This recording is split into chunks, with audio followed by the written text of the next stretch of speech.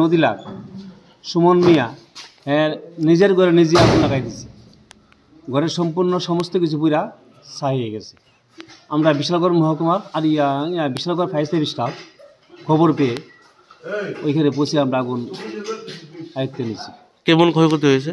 ক্ষয়ক্ষতি হয়েছে তাদের মুখের কথা 2 লাখ টাকা, 2 লাখ টাকা পড়ে গেছে। মানে কি কারণে আগুন লাগাইছে? পাশের 2টা ঘর মানে রক্ষা হয়েছে। মানে কি কারণে আগুন লাগাইছে? নিজের ঘরে নিজে মতো অবস্থা, নিজের ঘরে নিজে আগুন লাগাই দিচ্ছে।